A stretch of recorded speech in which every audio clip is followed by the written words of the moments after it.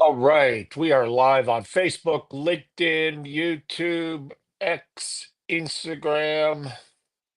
I have notes. I have comments. Let's go over here. Instagram's working as well.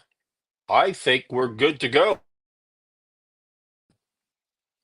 Little sip of coffee here. Let's get at it.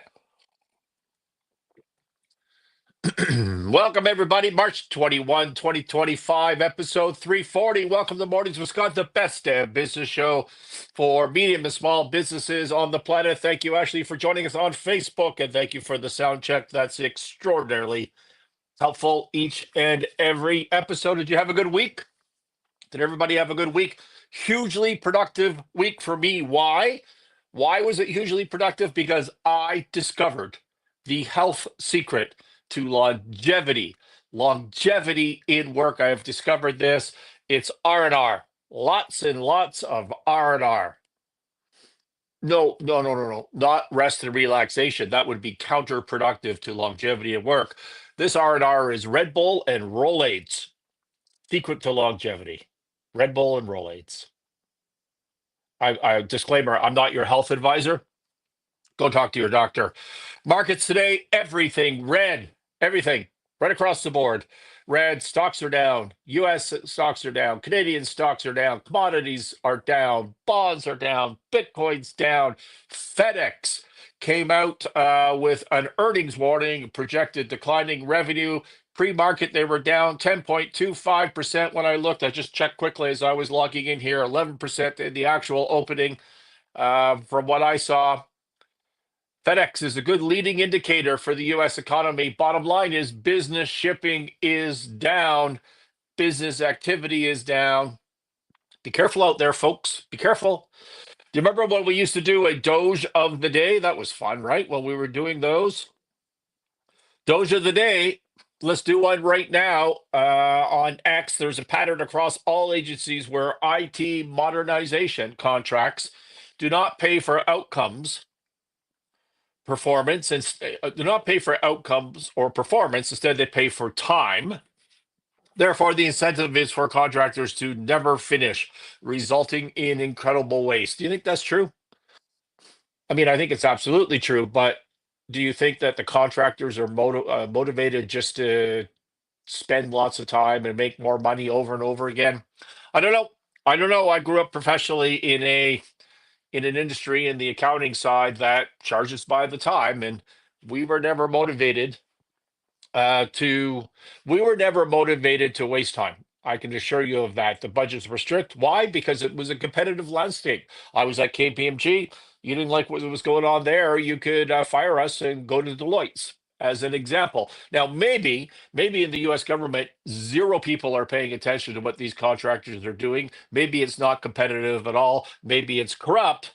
I don't know. I don't think the incentive of the hourly is the point. I think the incentive needs to be on the government employees that hire these contractors. Anyways, it says, as an example, the IRS modernization started in 1990.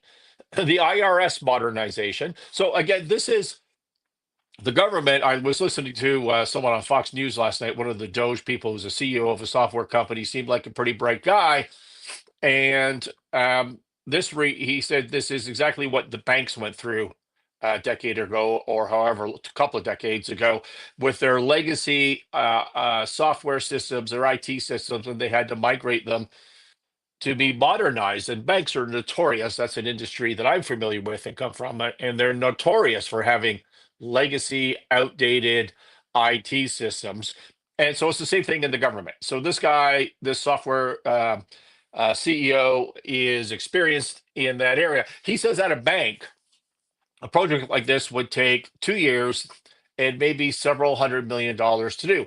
Well, at the IRS, the project started in 1990 and was to be delivered in 1996. So 5 years is what was reported. It sounds like 6 years, but a 5-year program to modernize the IRS. You're already 3 years longer than you should be. Started in 1990. Today, 35 years later, the work is not complete, and the contractors say it's still 5 years away.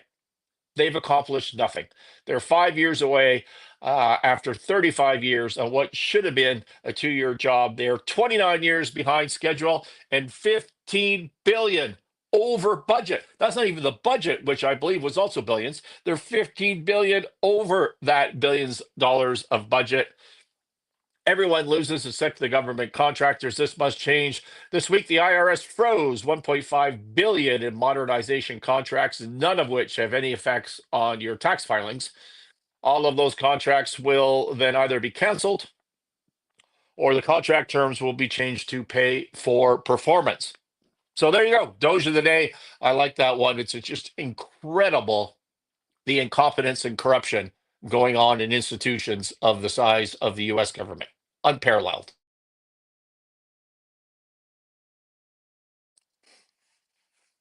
Excuse me for that. So let's move on here. Prime Minister Carney. Prime Minister Carney in Canada. It's pretty exciting. He's poised to call a snap federal election Sunday for an expected vote on April 28th. Two sources say kicking off a campaign that is almost certain to focus on U.S. President Donald Trump's trade war and his talk of making Canada the 51st state. I remind you, the pushback against the U.S. from Canadian residents, citizens, has got nothing to do with tariffs. It is not about the trade war. That is business. It's unfair business. It might be stupid business. And when I say that, President Trump has got a difficult job. The U.S. economy is in a shambles. The debt position is out of control. And that's why I'm fully in support of the Doge initiatives. I'm in support of the transition that President Trump is trying to lead. It's a difficult job. I don't know. I'm not. I would have made, maybe if it were me, 80% the same decisions and 100% different decisions. I don't know, but no one's going to be bat perfect on this, and so I'm sympathetic to this. But from the Canadian perspective, the trade negotiations, they don't create that core passion. That is not what this pushback is about. The pushback is the annexation, the colonization of Canada, this talk of a 51st state and the disrespect that comes along with that. That is the shocking part from a Canadian perspective. And President Trump just doubled down on that. I don't know. I can't find any. Can you think of any reason why he pushes this 51st state thing apart from having a master mission of just taking over and stealing Canadian resources, which are which are in aggregate, Canadian resources are the most in the world. Canada should be the wealthiest country in the world. Do you not think that President Trump just sits in the US and looks at the critical resources that he needs and does not have, or certainly isn't going to find in the US anytime soon, and looks up there at Canada and says, hey, I could just take that? Do you not think that is what's going on here? I'm not trying to start a conspiracy theory or join a conspiracy theory. I just can't think of any other reason. I can't think of any other point for angering every single Canadian and unifying Canadians across the board against the US, the largest customer of the US. It makes no sense to me. But I don't play that 5-dimensional, 4-dimensional chess like Trump does. So who the hell knows? But I just can't think of another reason. Anyway, so Carney's going to call for an election. So the idea is he's going to call it Sunday. We expect to hear this. He's going to, hey, we're going to have an election, because in the Canadian parliamentary system, any parliamentary system, there's some flexibility on what this might be. And the election, it is rumored, will be on April 28th. Yes, my American friends, a 4-week presidential prime ministerial campaign, federal government campaign. I shouldn't say prime minister, because you don't technically vote for the prime minister, but you end up with the prime minister out of that process. So a 4-week election. Can you believe that? I think that Carney, when he was appointed prime minister, which is what he was, that's why I refer to him as the chosen Carney among my friends here. It's just like Kamala Harris. She was just appointed to her head of the Democrat Party, and so was Carney. Now, some of you are going to say, hey, there was an election. Well, the election was within the Liberal Party and had nothing to do with a Canadian election. He was just appointed Nobody voted for Carney to be prime minister. Let's just be clear about that. So, but when he was running to be head of the Liberal Party and therefore to inherit the prime ministership, he did make a commitment to call an election right away, and he has. So good for him. Good for him for honoring that commitment. The Liberals, Conservatives, and NDP, according to the Globe and Mail, have already booked campaign planes and buses, and their war rooms are set up in expectation of the election call on Sunday. The final call on April 28th. Vote will be made by Carney, the sources said, and the surge in Canadian nationalism standing for Mr. Trump's trade moves and rhetoric has bolstered the Liberals' chances in the polls, showing the governing party now in a dead heat with the Conservatives, a change from 2 months ago when the Poilievre-led party of the Conservatives was ahead by double digits. Just like in the U.S., you remember Kamala Harris? Trump was crushing Biden in the polls, and then they did the hot swap for Harris, and all of a sudden the polls said, nope, we're dead heat. We're dead heat. It is even. You can't. It's the same thing. It's the exact same thing in Canada. I predicted it to be the exact same thing in Canada on prior shows. That's what's happening here. In fact, it looks like Carney is ahead. And now, just like in the US, you cannot believe the polls. The polls are, there's no profit. Look at, if you're in the business of providing external polls, do you think it's more profitable to have a poll that says this candidate A is crushing candidate B, and then everybody gets bored and doesn't pay attention to the polls anymore? Or do you think it's more profitable on the clicks to have a dead heat poll? Which do you think? Let me think about that. You can't believe the polls, but you conservatives out there, I've spent most of this week in Calgary, Alberta, and sometime before that, a little north of there, and talking to business people and just people of Alberta who are more conservative by nature, and they certainly don't like their liberals. They certainly don't like that Carney and say, he'll never win. Don't count on it. Don't count on it. That is the problem with conservatives, is they know deep in their soul that the other guy is so bad that no one would ever vote for him, and then they just end up losing elections. Why? Because they do not participate in leadership. That's the downfall of conservatives. You have to have a vision. The two parties, according to Globe and Mail, have begun to advance competing ideas for fending off the president's tariffs and annexation threats, diversifying the Canadian economy away from the United States. This election is about which of the leaders are best able to deal with Donald Trump, said pollster Nick Nanos. It's a coin toss, and it's very volatile, according to this pollster. This is a terrible frame. And what you should do if you are Canadian is realize, thanks, Amandeep, for joining us on Instagram. Feel free to say hi, ask any questions. This is a terrible frame. If you're for anybody in Canada, anybody in the US, do not buy into this framing that Canada needs the right prime minister to deal with Trump. That's not what we need. The better frame is who can best strengthen Canada, regardless of Trump. Who can diversify economic and security risk? Because that's what Canada needs to do. What Canada is doing is it's selling the bulk, like a huge majority of its goods and services and its resources to the US and to nobody else. And the US has become an unwilling trading partner for its own reasons. We can't sit here in Canada and begrudge the US for that. The Americans may hate us, they may disrespect Canadians, but Canadians need to love their American brothers and sisters. And that's what and not get talked out of that by politicians. But we also need to grow the F up, and we need to we need to have a sustainable economy and security, military security that is diversified and mitigate those risks of being just tied to one partner who doesn't want us anymore. That's all good. We shouldn't be angry at them, but that's what we ought to be looking for. And that is a better framing. Who is most willing to tax or restrict energy and resources heading south to invest into and take that money and invest it into Canadian infrastructure? And on that front, there's two candidates that are saying, Carney and Poilievre, that are saying basically the same things. The problem is that one of them is Canada First, which you may not like that branding, but that's what it is.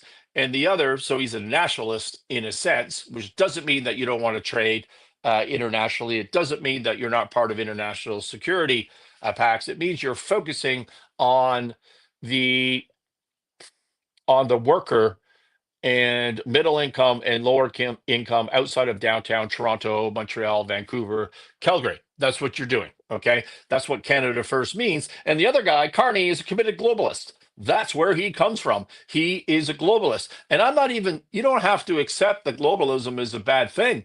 Maybe you think it's a good thing.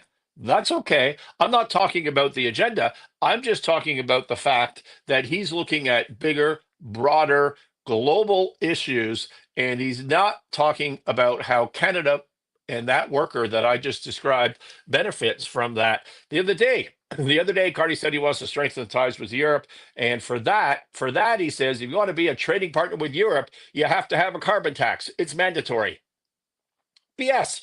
That's absolutely BS. That's as stupid as Lutnick in the U.S. What is he, Commerce Secretary, saying that Canada has a sales tax, which is a sneaky tariff, and we cheat because we have a sales tax. I mean, it's just stupidity. It's stupidity. So that's what Cardi is all about. Why is he calling an election now? Well, in Canadian politics, that's the way it works. You call an election when the person who's calling the election, which is the person that is in power, feels like they are at the height of their popularity or electability.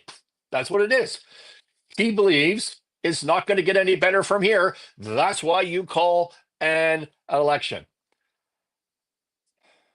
Why is he not going to get any better from here? Because he's not been defined yet. It's just like when Kamala Harris was appointed, nobody knew who she was. She was just like, oh, cool. She's not Biden. And she's got certain demographics and gender and color and all these things that, we want to vote for, was the reaction in some parts of the US, some sides of the US. And but she wasn't defined as a person. And the longer it went for her, the worse it got. Got the same thing is going to happen to Carney, because Canadians have yet to figure out that his policies will continue or accelerate the needs of the wealthy over the middle class. That's exactly what's going to happen. He's going to leave his policies will leave the rest of the country behind to wallow in poverty and drugs and crime, just like what is going on right now.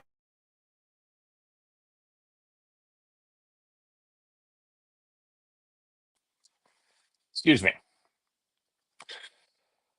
On that note, Patrick Bet David, do you know him? The U.S. podcaster, businessman. I like some of his, actually, I like a lot of his content. Question for Canadians. He tweets last night: how does Pierre go from having a 93% chance of winning on January 14th to a 40% chance today? Elections have to be fought for. Did he fight? This is absolutely embarrassing. He, referring to Carney, expect more from your candidate. So he's throwing a chart from Polymarkets, which is prediction betting market, I believe. And the chart right now is showing Carney with a 57% chance of winning and Polyev with a 43% chance of winning. How does that happen?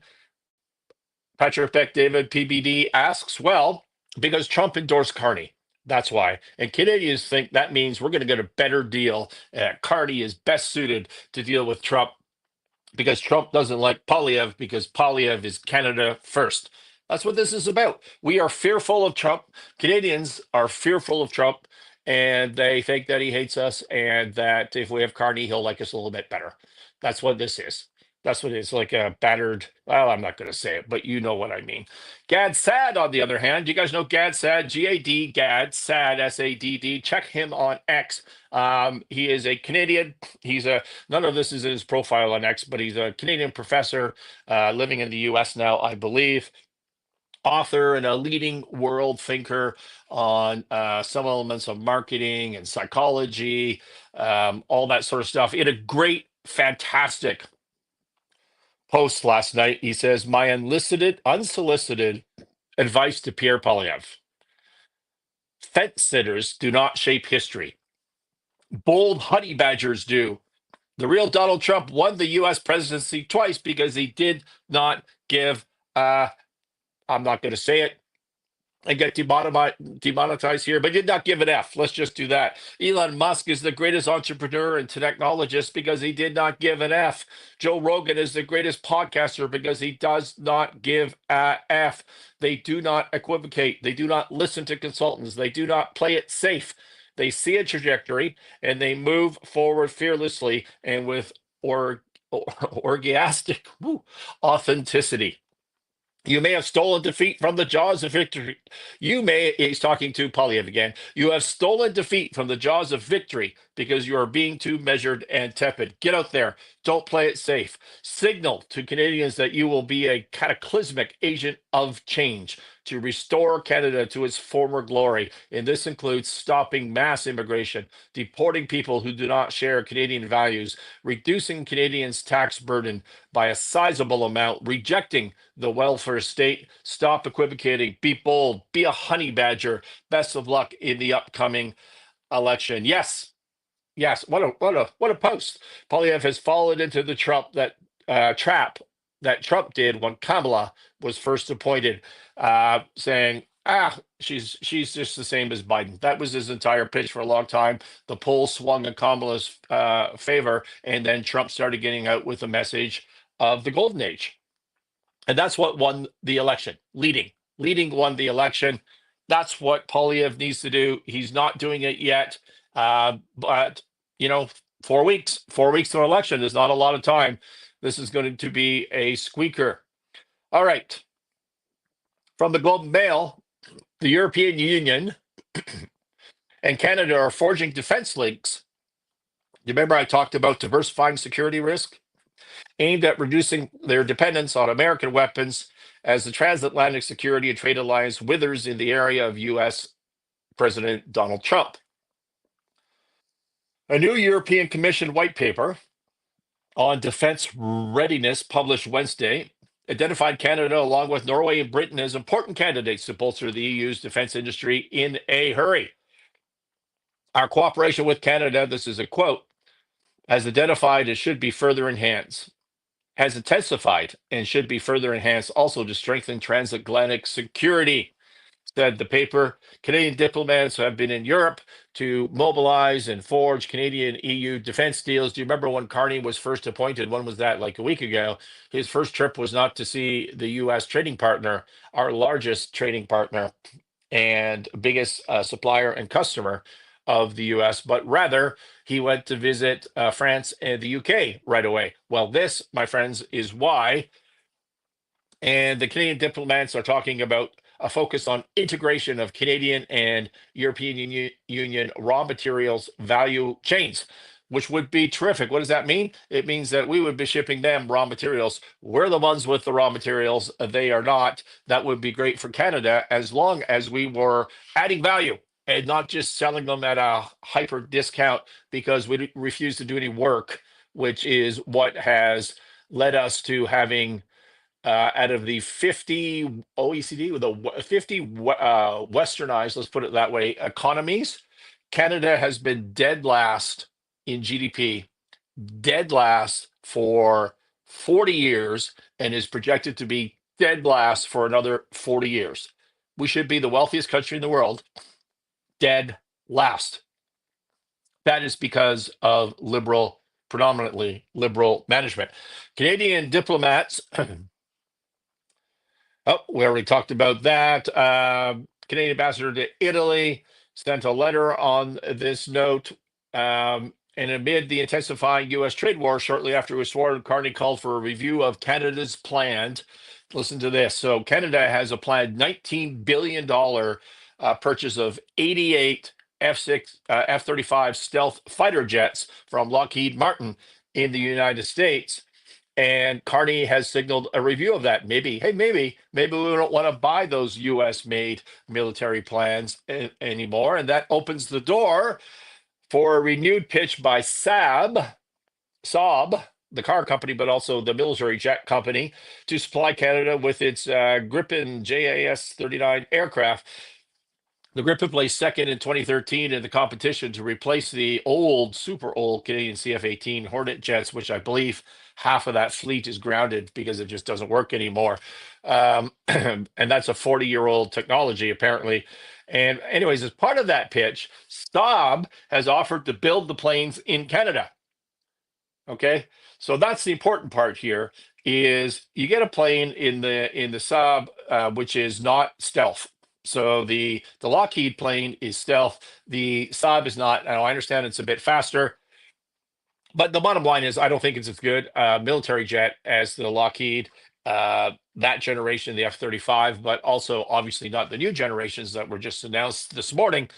That will be coming out. But regardless, from Canada's perspective, it's a bit cheaper. We can get more of them. They're faster and they do have some qualities. It's not like it's a bad plane. And in any event, we should be spending our money on drones in the Navy. Um, but that's another story. But the point being, Saab would build these in Canada, which would create 6,000 jobs for manufacturing, good paying jobs for that middle class in Canada. And I think that would be great. And that, my friends, is the opportunity that can come out of these trade negotiations. Meanwhile, Lockheed Martin, in a separate article, also in the Globe and Mail, offers to create more jobs in Canada, commits to if Canada commits to the taking those 88 F-35 fighter jets. Lockheed Martin, the U.S. defense giant that builds the F-35, has offered to create more jobs in Canada if Ottawa buys all the jets.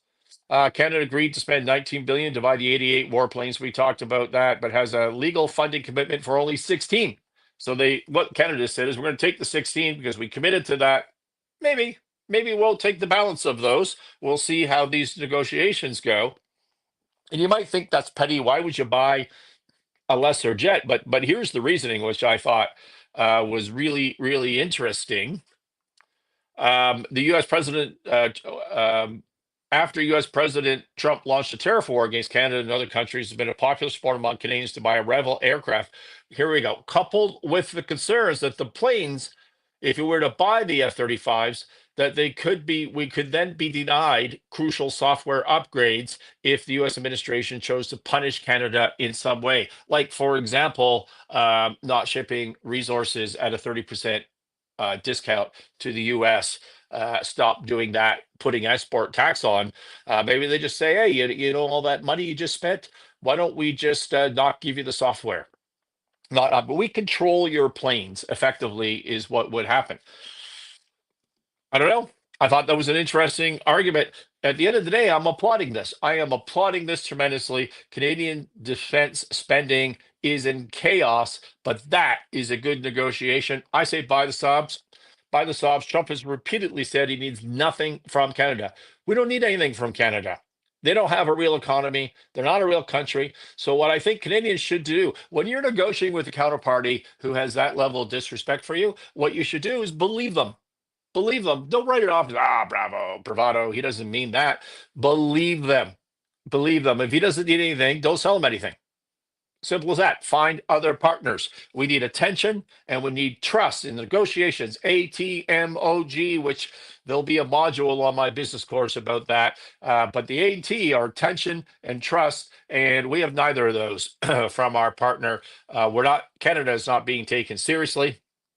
Will Polyev get that done? I think he has a better chance at that than Carney. But frankly, I think they're both going to be okay in those discussions. I'm not rating one over the other. My issue with Carney is the globalist agenda, and I'm not suggesting that you should take that as a bad thing. I'm just saying that you should understand the difference between these candidates is nationalism versus globalism. Make your choice. This defense stuff, these buying these planes is huge business, completely separately. I found there was an article that came out yesterday in the Wall Street Journal. Says it was just another day in paradise for the Internal Revenue Service caught up with Douglas Edelman last July on a Spanish island of Ibiza. 3 decades earlier, Edelman had left his family behind in Texas, sought a new life in Moscow and then Kyrgyzstan after the Soviet Union crumbled. When the U.S. sent troops to Afghanistan in the wake of September 11th, he and his partner got a $7 billion military contract to deliver fuel and services to the U.S. troops. His life became a dream of bulging Swiss bank accounts and yacht and island vacations with his second wife, an elegant French journalist named Delphine Ledane. The couple kept homes and beach in the mountain enclaves across Europe and purchased one of London's grandest residences, a $43 million double mansion to raise their family. Edelman, now 73 years old, bankrolled Hollywood movies, MTV's affiliate in the Balkans, and media outlets in China and Iraq. And like other Americans living overseas, he was supposed to file his U.S. tax returns every year, but for a long stretch, he didn't bother. In 2016, he finally sent back filings to the IRS stating that his wife owned the companies with the defense contracts. So it's not him, it's his wife, and that he made under $1 million a year as consulting to them. And as a French citizen, the wife isn't subject to U.S. taxes. Okay, so he is, as a U.S. citizen, even if he has dual citizenship somewhere, but she's not.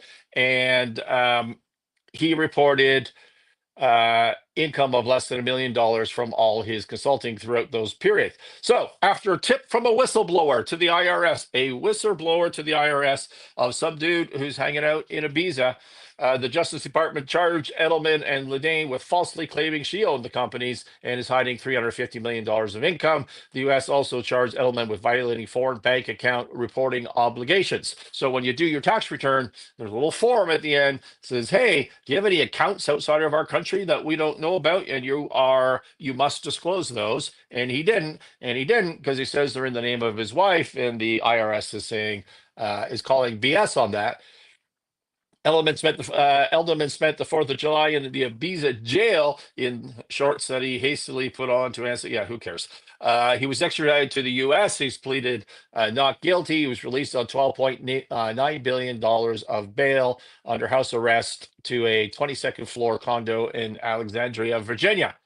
So the U.S. is unusual in taxing Americans living abroad. In virtually every other country, governments tax based on residence, not citizenship. Americans generally pay taxes to the government where they are living and must also file U.S. tax returns with 4 tax credits to avoid double tax. So look at this weapon stuff is big business. And on the tax side, what people don't realize, Americans in particular, is that they're basically the only country in the world whose taxation is tied to citizenship, not to residency. So if you are a Canadian citizen, for example, and you reside in Canada, you pay your taxes in Canada. If you move to the US and hold on to your Canadian passport, you are still a Canadian citizen, but you don't live in Canada and you don't pay Canadian taxes. You don't file Canadian taxes.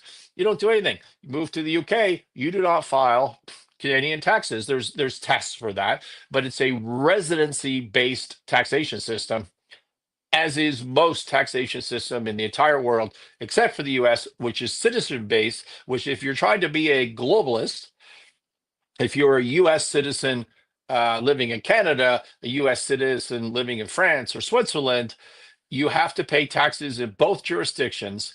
And then the jurisdictions may or may not, if they have a tax treaty, have sort of reconciliation rules so that you're not paying tax twice for the same stuff, except those rules don't work. That tax credit system doesn't work very well at all. And it's a real pain in the butt for U.S. citizenships. And so that's what's going on here, but it doesn't apply to his wife. And so his wife, as a non-U.S. citizen, could just put the stuff in her name, which is what every U.S. citizen living abroad does, and the IRS is going after him anyways because of a whistleblower. Who might have been that whistleblower? Do you believe anything about this story? Think about this for a minute. Do you believe that this is about taxation, or do you think that maybe this is about weapons trades and billions of dollars on the hook and someone getting rid of this guy and taking him off the table? Be skeptical. There's going to be more to this story. I like it. Look, I'm running out of time on this Friday. I want to talk about Brightmark plastics, but I'll probably push that to Monday, this is a recycling company in chapter 11. So we're going to push that off because I am out of time. Have a terrific weekend. Anybody got questions or comments I need to address? It does not look like it. I've been trying to move the show from 5 days a week to 3, Monday, Wednesday, Friday, 8:30 a.m. Mountains. And I think that went well. This was first week of trying that.